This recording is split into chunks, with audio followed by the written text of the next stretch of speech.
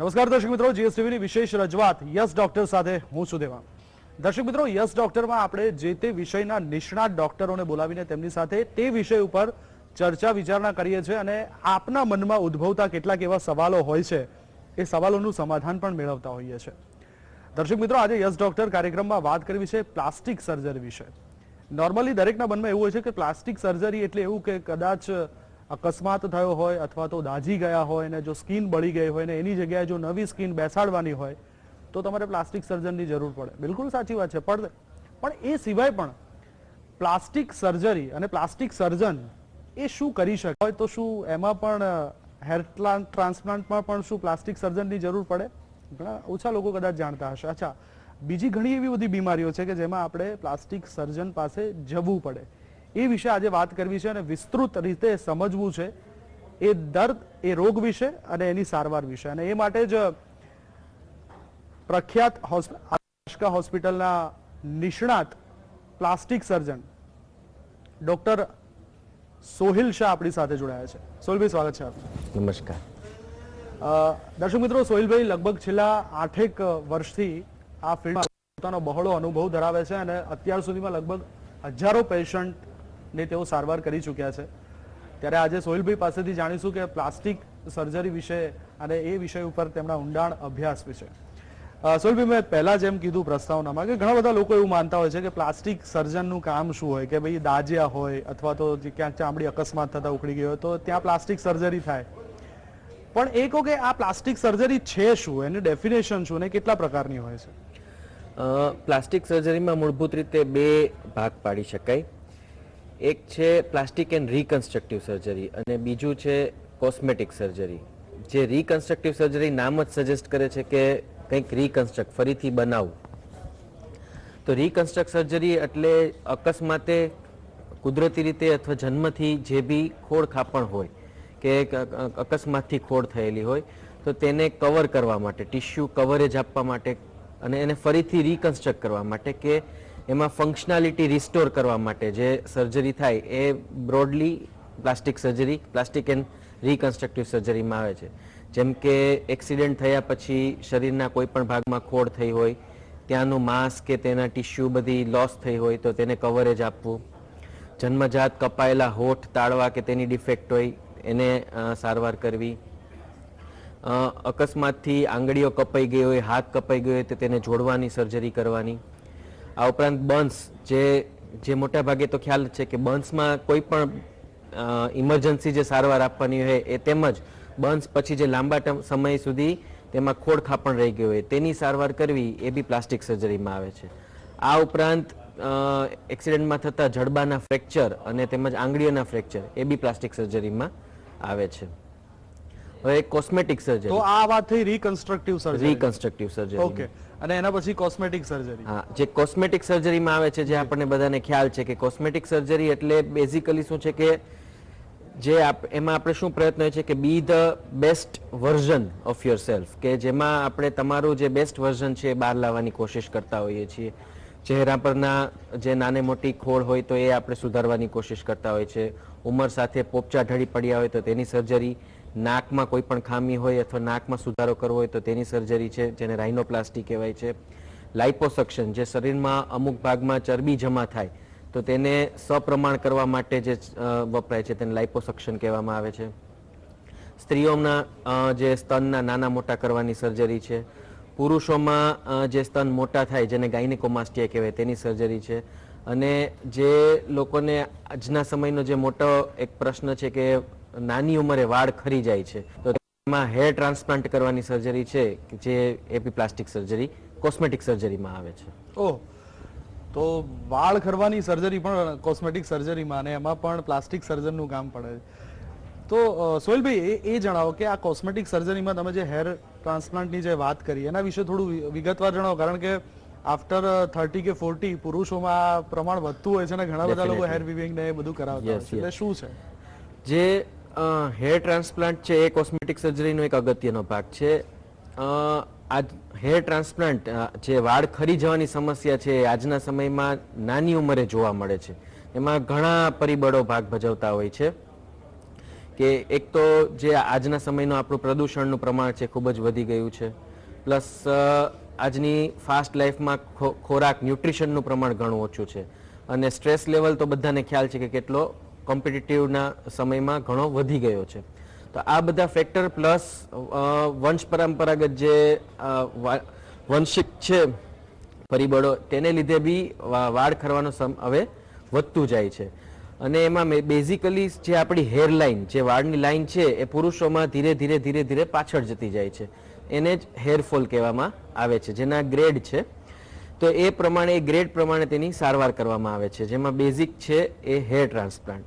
સ્ત્રીઓમાં બી વાળ ખરવા કરતાં પતલા થવાનું વધારે જોવા મળે છે, તેમજ એમાં બી વાળ ખરવાનો એમ જ પ્રોબ્લેમ છે, પણ પુરુષોમાં આ વધારે જોવા મળે છે, અને એની સારવાર હેર ટ્રાન્સપ્લાન્ટથી થાય છે. હવે હેર ટ્રાન્સપ્લાન્ટમાં આપણે બે રીતે ઓપરેશન કરતા હોઈએ છીએ. એક છે FUE.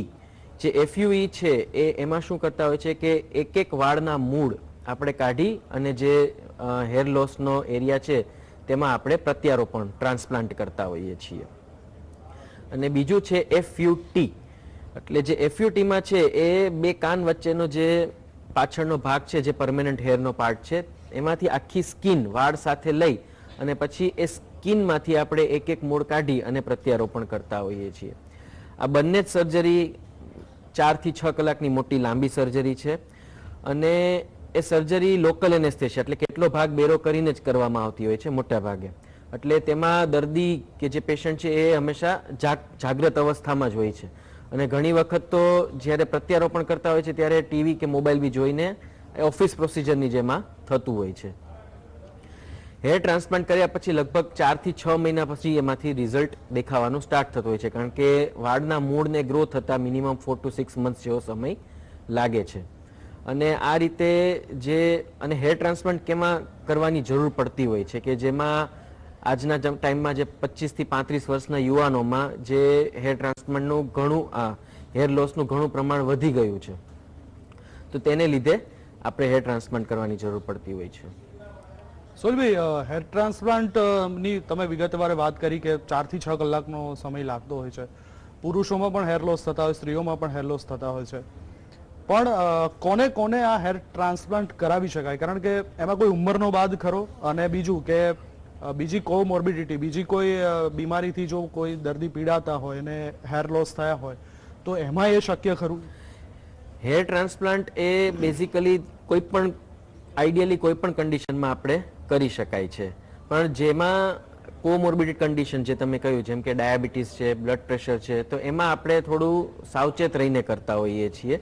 બાકી હેર ટ્રાન્સપ્લાન્ટનો એઝ સચ કોઈ ઉંમરનો બાદ હોતો નથી, પણ મોટા ભાગે એ મિડલ એજ અને યંગ એજ વાળા દર્દીઓ વધારે કરાવતા હોય છે. જેમ કે ઘણી વખતે નાની ઉંમરે જ વાળ ખરી જાય તો કોઈકને વ્યવસાયને કારણે કરાવતો પડતો હોય છે, કોઈકને સેલ્ફ રેકોગ્નિશન માટે બી કરાવવાના, સેલ્ફ રિસ્પેક્ટ માટે બી કરાવવાની જરૂર પડતી હોય છે, અને ઘણાને સોશિયલ રીઝનથી પણ કરાવવાની જરૂર પડતી હોય છે. પણ હા, કોમોર્બિડ કન્ડિશન પ્લસ કોઈ દવાઓ એવી કરતા હોય જેની સાઇડ ઇફેક્ટને લીધે થયું હોય તો તેમાં આપણે સાવચેતીપૂર્વક કરતા હોઈએ છીએ. બિલકુલ. તો દર્શક મિત્રો, ઘણું બધું હેર ટ્રાન્સપ્લાન્ટ વિશે પણ સોહિલભાઈ વિસ્તૃત માહિતી આપી છે, અને પ્લાસ્ટિક સર્જરી વિશે હજુ પણ સોહિલભાઈ સાથે વાત કરવી છે વિગતે, પરંતુ હાલ યસ ડોક્ટરમાં સમય થયો છે એક બ્રેકનો. મળી એક શોર્ટ બ્રેક પર. આપનું સ્વાગત છે યસ ડોક્ટર કાર્યક્રમમાં, અને આપણે વાત કરી રહ્યા છે જાણીતા પ્લાસ્ટિક સર્જન સોહિલ શાહ આપણી સાથે છે. સોહિલભાઈ, બ્રેક બાદ ફરી એકવાર આપનું સ્વાગત છે. બ્રેક પહેલા આપણે હેર ટ્રાન્સપ્લાન્ટ વિશે વાત કરી, અને એ પહેલા તમે જે કીધું હતું કે પ્લાસ્ટિક સર્જનના જે બે પાર્ટ પડે છે એમાં ગાયનેકો માસ્કટિયા, હા, એ શું છે અને એ કોને થાય? ગાયનેકોમાસ્ટિયા એટલે કે જે પુરુષોના સ્તનમાં વધારો થાય છે, જે પુરુષોમાં સ્તનની સાઇઝમાં વધે, એ કન્ડિશનને આપણે ગાયનેકોમાસ્ટિયા તરીકે ઓળખવામાં આવે છે. ગાયનેકોમાસ્ટિયા જનરલી ટીનેજ, એટલે કે આપણે 15 થી 20 વર્ષના ઉંમરના જે પેશન્ટ હોય એમાં જોવા મળે છે. અને આ ઉપરાંત મોટી ઉંમરે જે ચરબીને લીધે બી સ્તનની સાઇઝમાં વધારો થતો હોય છે, અને એ ઉપરાંત જે લીવર ડિસીઝના પેશન્ટ હોય છે એમાં બી સ્તનની સાઇઝમાં વધારો થતો હોય છે. જે એનું મૂળ કારણ છે હોર્મોનલ ઇમ્બેલેન્સ, અચ્છા, એટલે આ ગાયનેકોમાસ્ટિયાના લક્ષણો છે હા, કે આ કારણથી આ થઈ શકે. એટલે સાઇઝ વધુ એને જ ગાયનેકોમાસ્ટિયા તરીકે આપણે Okay. ઓળખીએ છીએ. એ કન્ડિશનને ગાયનેકોમાસ્ટિયા તરીકે ઓળખવામાં આવે છે. ઓકે. અને જે પુખ્ત વયમાં જે થતા હોય છે એમાંથી મોટાભાગના દર્દીઓમાં એ જાતે જ એની રીતે રિઝોલ્વ થઈ જતું હોય છે, પણ જેમાં નથી થતું એમાં એ લોકોને ટ્રીટમેન્ટ કરવાની જરૂર પડે છે. ઘણા એમાં ગેરસમજ એવી થાય છે કે આ સ્તનની સાઇઝ વધવાથી કેન્સર થઈ શકે છે. એમાં ઘણા લોકો એને કેન્સર ગણતા હોય છે, પણ આમાં ડરવાની જરૂર હોતી નથી. એવી ઘણી ઇન્વેસ્ટિગેશન જેમ કે મેમોસોનોગ્રાફી છે, સોનોગ્રાફી છે, એ ઘણાને એમાંથી આપણે નિદાન કરી શકીએ છીએ અને આ કન્ડિશનમાં કેન્સર થવાની શક્યતા ઘણી ઓછી હોય છે. તો આ એક કન્ડિશન છે એને ગાયનેકોમાસ્ટિયા કહેવાય છે. અચ્છા, એ સર્જરીથી મટી શકે અને એની સારવાર શું હોય છે? જે આ કન્ડિશન જે છે ગાયનેકોમાસ્ટિયા, એની ટ્રીટમેન્ટ દવાથી હોતી નથી, એમાં આપણે સર્જરી જ કરવી પડતી હોય છે. તો એમાં જે સ્તન હોય છે એ મુખ્યત્વે બે ટિશ્યુના બનેલા હોય છે. એક જે માંસ સ્તનની ટિશ્યુ, ચરબી અને ટિશ્યુ હોય છે. જો જે ટિશ્યુ હોય છે એ આપણે નિપલ પાસે એક નાનો ચેકો, કી હોલ જેને ઇન્સિઝન કહેવાય, એ ચેકાથી આપણે એ દૂર કરવાની હોય છે. અને જે ચરબીનું પ્રમાણ હોય છે સ્તનમાં, એ ચરબીનું પ્રમાણ જે મેં પહેલા કહ્યું એ પ્રમાણે લાઇપોસક્શન, એ લાઇપોસક્શનથી આપણે દૂર કરી અને જે ચેસ્ટનો ભાગ છે એ સપ્રમાણ શેપમાં આપી શકાય છે. ઓકે, એટલે સર્જરી કમ્પલસરી છે? હા, જેમાં એ ફરક નથી પડતો, જે જાતે રિઝોલ્વ નથી થતું, એમાં સર્જરી સિવાય બીજો ઓપ્શન રહેતો નથી. આની કોઈ દવા નથી કે જેનાથી એ મટી જાય. હા, જે દવાની સાઇડ ઇફેક્ટ જે છે એને લીધે જો એ ગાયનેકોમાસ્ટિયા થયું હોય તો એ દવા બંધ કરવાથી, પ્લસ જે લીવર ડિસીઝ છે એને લીધે હોય તો એમાં જો લીવર સુધરી જાય તો થોડું પ્રમાણ ઓછું થાય છે, પણ સર્જરીની એમાં બી જરૂર પડી શકે છે. ગાયનેકોમાસ્ટિયામાં સર્જરી તમે કીધું એમ કે જો દવા અસર ન કરે તો એ જરૂરી છે, પણ અત્યારે લગભગ આજના સમયમાં, વર્તમાન સમયમાં એનું પ્રમાણ કેટલું? દર 10 પુરુષોમાં કેટલા પ્રમાણમાં જોવા મળતું હશે? દર 10 પુરુષોમાંથી હમણાં જે જોઈએ તેમાં 5 થી 6 પુરુષોમાં જોવા મળતું હોય છે. ખાસું પ્રમાણ એનું એનું કારણ શું સોહિલભાઈ? ના, એટલે આ એક હોર્મોનલ ઇમ્બેલેન્સને લીધે જ થતું હોય છે. ઓકે. એટલે એમાં ઘણા જે પરિબળો, એમાં જે હેર ટ્રાન્સપ્લાન્ટ, જે હેર લોસમાં મેં જેમ કહ્યું કે ઘણા પરિબળો કામ કરે છે, એમ આમાં ખાલી હોર્મોનલ ઇમ્બેલેન્સને લીધે જ થતું હોય છે આ. તો એ સમય જતા ઘણાને બેલેન્સ રિસ્ટોર થઈ જતો, ઇસ્ટ્રોજન અને ટેસ્ટેસ્ટોરોનનું બેલેન્સ હોય છે એમાં. તો એ રિસ્ટોર થઈ જાય તો એમાં ઘણી વખત વાંધો નથી આવતો હતો, પણ બાકી જો રહે તો આપણે સર્જરી સિવાય એમાં કશું કરી શકાય નહીં. સોહિલભાઈ, ખાસ કરીને આજના સમયમાં જે યંગસ્ટર્સ છે એ કોસ્મેટિક સર્જરી ઉપર વધારે પડતો ભાર મૂકી રહ્યા છે, પણ કોસ્મેટિક સર્જરી એવું કહેવાય કે મોંઘી પણ અને આગળ જતા એની અસર ખરી? કોસ્મેટિક સર્જરીમાં એવું છે કે જે એક બ્રોડ કેટેગરી છે. કોસ્મેટિક સર્જરીમાં આપણે શું શું કરી રહ્યા છીએ તેના પર છે. હવે સર્જરી, કોસ્મેટિક પ્રોસિજર, એમાં બે પ્રકારના ભાગ પડે છે, એક સર્જિકલ પ્રોસિજર અને એક નોન સર્જિકલ પ્રોસિજર. હવે જે વસ્તુ આજના જે લોકોમાં જોવા મળે છે કે જે અમુક કન્ડિશન છે કે જેમાં સર્જરી સિવાય એમાંથી કશો ફરક પડતો નથી, તો તેમાં આપણે સર્જરી સિવાય બીજો કોઈ છૂટકો રહેતો નથી. જેમ કે હેર ટ્રાન્સપ્લાન્ટ છે, તેમાં દવાઓ ઘણી અવેલેબલ છે, પણ એ મોટા ભાગે ઇફેક્ટ ઓછી પડે છે.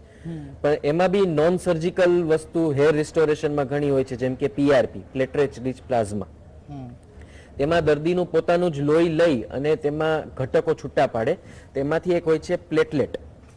તો તે એ પ્લેટલેટ ત્યાં આપણું જે તાળવું છે, તેમાં માથું છે, તેમાં આપણે ઇન્જેક્ટ કરીએ તો એના ઇન્જેક્શન કરીએ એમાંથી તેની બ્લડ સપ્લાયમાં વધારો થતો હોય છે. તો એવું માનવામાં આવે છે કે એમાંથી બી હેર ગ્રોથની શક્યતા હોય છે. પણ જે લિટરેચરને પ્રમાણે જોઈએ તો સૌથી સચોટ ઉપાય હેર ટ્રાન્સપ્લાન્ટ જ છે. તો એવી રીતે અમુક જે છે કે જેમ કે નાકમાં કોઈ પણ પેશન્ટને નાકમાં એને નાકના શેપમાં સુધારો લાવવો છે, તો તેના માટે કોઈ દવા કે એવી કશું હોતું નથી, એમાં આપણે સર્જરીનો સહારો લેવો પડે છે, તો જેને રાઇનોપ્લાસ્ટી કહેવાય છે. એ જ રીતે જેમ મેં પહેલા કહ્યું કે એક રિકન્સ્ટ્રક્ટિવ સર્જરી એક ભાગ છે, તો જે એક ખોડ છે આપણે કે જન્મથી જ કાન નથી તો કાન બનાવવો પડે છે, કપાયેલા હોઠ હોય છે તો હોઠ જોડવાની, જેને ક્લેફ્ટ લિપ અને પેલેટ, એની સર્જરી હોય છે તો એ કરવી પડે છે. ઘણાને આંગળી જોડાયેલી હોય છે, વેઢા જોડાયેલા હોય છે જન્મથી, તો એની પણ સર્જરી, એ આંગળી છૂટી પાડવાની બી સર્જરી હોય છે. ઓકે. તો મોટા ભાગે આ સર્જિકલ ફિલ્ડ છે અને એમાં મોટા ભાગે સર્જરીથી જ આપણે સારવાર કરવી પડે છે. કન્સ્ટ્રક્ટિવ સર્જરી અને કોસ્મેટિક સર્જરી, આ બંનેમાં વર્તમાન સમયમાં કયા ઓપરેશન વધારે જોવા મળતા હોય છે? કયા પ્રકારના લોકો કોસ્મેટિકમાં કરાવતા હોય છે અને પેલા કન્સ્ટ્રક્ટિવમાં આવતા હોય છે? એટલે કન્સ્ટ્રક્ટિવ સર્જરી શું છે કે એમાં ચોઇસ નથી. જે આપણને ભગવાને જે કન્ડિશન આપી છે અથવા આપણું અકસ્માતે આપણને જે થયું છે તેની સારવાર કરાવી છે. જ્યારે કોસ્મેટિક સર્જરી મેં શરૂઆતમાં જ કહ્યું કે it is we are going to create a best version of your self, કે આપણે તમારા શરીરમાં ખામી નથી પણ આપણે એમાં થોડો ફેરફાર લાવીને આપણો બાહ્ય દેખાવ વધારે સુધારીએ છીએ. સુંદર દેખાવું કોને ન ગમે? અને નાકનો શેપ હોય કે હોઠનો શેપ હોય કે પછી મોઢા ઉપર કરચલીઓ હોય, આ બધું દૂર કરવા માટે થઈને સોહિલભાઈની જરૂર પડતી હોય છે. પણ સોહિલભાઈ, આ બધા ઓપરેશનથી અત્યારના યંગસ્ટર્સ સૌથી વધારે કયા ઓપરેશન્સ કરાવતા હોય છે? કયો ટ્રેન્ડ જોવા મળી રહ્યો છે? જે આપણે મેલમાં જોઈએ તો મેલમાં એક આ હેર ટ્રાન્સપ્લાન્ટ અત્યારના બહુ જ વધારે કરાવતા હોય છે લોકો. પ્લસ ફિમેલમાં તો ચહેરામાં તો ઘણી સર્જરી હોય છે, જેમ કે નાકમાં થોડું રાઇનોપ્લાસ્ટી છે, આંખમાં છે આપણે બ્લેફરોપ્લાસ્ટી જેને કહેવાય, આપણા જે પોપચા છે એનો શેપ સુધારવા માટેનો હોય છે. પ્લસ આપણું જે લાઇપોસક્શન, કે જે શરીરમાં જે પેટ પાસે કે કમર પાસે કે જે ચરબી, વધારાની ચરબી છે એ ખેંચી અને એને સપ્રમાણ કરવાનો પ્રયત્ન કરતા હોય છે, જેને ચરબી ખેંચવાનું ઓપરેશન લાઇપોસક્શન કહેવામાં આવે છે. ઓકે. તો એનું પ્રમાણ બી વધારે જોવા મળે છે. બીજું, સ્ત્રીઓમાં જે સ્તનની સાઇઝ વધારવાની ઘણાને પેલી હોય છે તો એ બ્રેસ્ટ ઇમ્પ્લાન્ટ સર્જરીથી આપણે કરતા હોય છે. તો તેનું હવે આજની સોસાયટીમાં આપણે પ્રમાણ વધી રહ્યું છે. બીજું, બ્રેસ્ટ રિડક્શન, કે જેમાં બ્રેસ્ટની સાઇઝ ઘટાડવાની હોય છે, તો એ બી એકચ્યુઅલી કોસ્મેટિક સર્જરી અને રિકન્સ્ટ્રક્ટિવ સર્જરી બંનેનો પાર્ટ આવે છે. કારણ કે ઘણા લોકોને સ્તનની સાઇઝ એટલી વધારે હોય છે કે એમના ખભા ને દુખવા આવતું હોય છે, તો ધેટ ઇઝ કમ્પલ્સન, કે એમાં ઘણી વખત કરવું જ પડે છે. સાઇઝ વધારે પડતી મોટી હોય તો એમાં આપણે ઘણી વખત કરવું પડે છે. અને ઘણા લોકોને થોડું નોર્મલ કરતા વધારે સાઇઝ લાગતી હોય તો એ જાતે બી આવતા હોય છે કે ભાઈ આપણે સ્તન બ્રેસ્ટ રિડક્શન સર્જરી કરાવી છે. બિલકુલ. તો આ રીતે આજના ટાઈમમાં કોસ્મેટિક સર્જરીનું પ્રમાણ ઘણું વધી રહ્યું છે. આ ઉપરાંત નોન સર્જિકલ પ્રોસિજર, જેમ કે કેમિકલ પીલિંગ છે, કે જેનાથી નાના નાના ડાઘ છે ખીલના કે તેના, એ કરી શકાય. લેઝર હેર રિડક્શન, કે જે શરીરમાં અનવોન્ટેડ હેર છે ફિમેલમાં, તો એ હેર રિમૂવલ માટે આવતા હોય છે. પ્લસ તમે જોયું હશે કે હમણાં ટેટુનું બહુ જ વધી ગયું છે. બિલકુલ. તો ઘણી વખત એ ટેટુ કરાવ્યા પછી ન ગમતું હોય કે એ કઢાવવું હોય કોઈ પણ કારણથી, તો ટેટુ રિમૂવલ, લેઝરથી ટેટુ રિમૂવલ. લેઝર એક આખો અલગ જ ટોપિક છે કે તેમાં ઘણું કવર થાય છે, કે આ hair reduction, hair tattoo removal છે, ખીલના ડાઘ છે તેના માટે લેઝર આવે છે, કોઈ પણ જાતના સ્કાર છે, કોઈ પણ સર્જરીના સ્કાર કે અકસ્માત થયું હોય ને ટાંકા લીધા હોય એના સ્કાર, તો એ બધા સ્કાર રિડક્શન માટેના છે. તો એ ઘણામાં લેઝરનો ઉપયોગ થતો હોય છે. તો એ રીતે આ બધી નાની નાની નોન સર્જિકલ અને કોસ્મેટિક મોટી સર્જરી, એ બધી જ આજના યુવા વર્ગમાં પ્રખ્યાત છે અને લોકો કરાવવા માટે તૈયાર બી હોય છે. તો અત્યારે જે કોસ્મેટિક સર્જરી છે એમાં ટ્રેન્ડ શું છે? સાહિલભાઈ બહુ સરસ વાત કરી છે કે આ ટ્રેન્ડ અત્યારે જોવા મળી રહ્યો છે. આગળ પણ એમની સાથે વાત કરવી છે અને વિગતવાર જાણવું છે, પરંતુ હાલ સમય થયો છે ફરી એક બ્રેકનો. મળી શોર્ટ બ્રેક બાદ. દર્શક મિત્રો, બ્રેક બાદ ફરી એકવાર આપનું સ્વાગત છે. અને બ્રેક પહેલા આપણે કોસ્મેટિક સર્જરી ઉપર વિસ્તૃત વાત કરી અને સોહિલભાઈ આપણી સાથે છે. તો સોહિલભાઈ, કોસ્મેટિક સર્જરીનો ટ્રેન્ડ શું છે અને એની સારવાર શું છે એ વિશે તો વાત કરી. કન્સ્ટ્રક્ટિવ સર્જરી છે એના વિશે અમને જણાવો. અને આ જે સર્જરી છે, હું બંને સર્જરીને કદાચ મિક્સ કરીને સવાલ એક પૂછું છું કે આ સર્જરી કરાયા પછી શું સંભાળ રાખવી જોઈએ? ખાસ કરીને કન્સ્ટ્રક્ટિવ સર્જરીમાં જો હું વાત કરું તો તમે જેમ કીધું કે 2 આંગળી જોડાયેલી હોય એના ઓપરેશન કરાવવા પડતા હોય છે, તો એ કઈ રીતના ઓપરેશન થતા હોય છે અને એના પછીની સારવાર શું હોય છે, કેટલી લાંબી હોય છે? આમાં પ્લાસ્ટિક સર્જરી જે છે એ મોટા ભાગની જેટલી બી મેડિકલ બ્રાન્ચ છે એમાં અમારામાં કહેવાય છે કે પ્લાસ્ટિક સર્જરી એ ધીરજપૂર્વકનું કામ છે. એમાં ઓપરેશન દરમિયાન બી ધીરજ રાખવી પડે છે અને ઓપરેશન પછી જેને રિહેબિલિટેશન પીરિયડ કહેવાય છે એ બી ખાસો લાંબો હોય છે અને મેક્સિમમ ફંક્શનલ આઉટકમ કે જે આપણે જેના માટે સર્જરી કરી છે તેનું જે ફંક્શન જે છે એ વ્યવસ્થિત થવું જોઈએ, જેને જે આપણે રિકન્સ્ટ્રક્ટિવ સર્જરી કહીએ છીએ. તો તેના માટે રિહેબિલિટેશન જેમ કે ઇમોબિલાઇઝેશન એટલે કે જે પ્લાસ્ટર આપીને આપણે એને હિલિંગ માટેનો ટાઈમ આપીએ, પછી ફિઝિયોથેરાપી કે જેના માટે જે જોઈન્ટ અને જે મસલ્સ ને બધું રિપેર કર્યું હોય તેનું ફંક્શન પ્રોપર આવે એના માટેની જે ફિઝિયોથેરાપી છે, તો એ બધું રિહેબિલિટેશન વર્ક બી એટલું જ મહત્વનું છે. અને મોટા ભાગની લિમ્બ સર્જરી જે પગની અને હાથની સર્જરી છે તેમાં ફિઝિયોથેરાપી એ એક અને રિહેબિલિટેશન પાર્ટ છે એ એકદમ અભિન્ન અંગ છે. તો આ બધી સર્જરીમાં એનો બી એક ખાસો રોલ છે. અચ્છા, વિજ્ઞાન આટલું આગળ નીકળી ચૂક્યું છે, ટેકનોલોજી પણ હવે નવી આવી છે. પ્લાસ્ટિક સર્જરી સેગમેન્ટ્સની અંદર જો વાત કરીએ સોહિલભાઈ, તો આશકાની અંદર કઈ ટેકનોલોજીની થી આપ એડવાન્સ ટેકનોલોજીથી આપ આ બધી સર્જરી કરો છો? જે મેઇન જે મેં તમને કહ્યું કે રિકન્સ્ટ્રક્ટિવ સર્જરીમાં જે મેઇન છે ટ્રોમા સર્જરી, કે અકસ્માત થયું તો તેને જે ટાઈમમાં સારવાર મળવી જોઈએ, મલ્ટીડિસિપ્લિનરી ટ્રીટમેન્ટ જેને કહેવાય કે દરેક સ્પેશિયાલિટીની ટ્રીટમેન્ટ મળવી જોઈએ, તો એ આપણે આશકા હોસ્પિટલમાં 24/7 અવેલેબલ છે.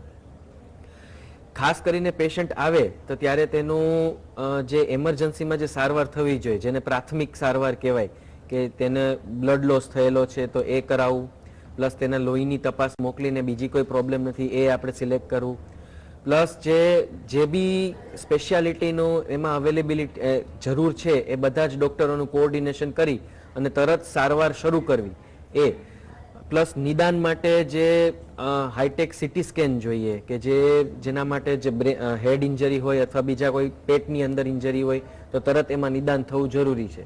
તો એ આપણે નિદાન લેવલેથી જ આશકા હોસ્પિટલમાં આપણી પાસે ઇન હાઉસ જેને કહીએ એ અવેલેબલ છે, ફેસિલિટી અવેલેબલ છે. બિલકુલ.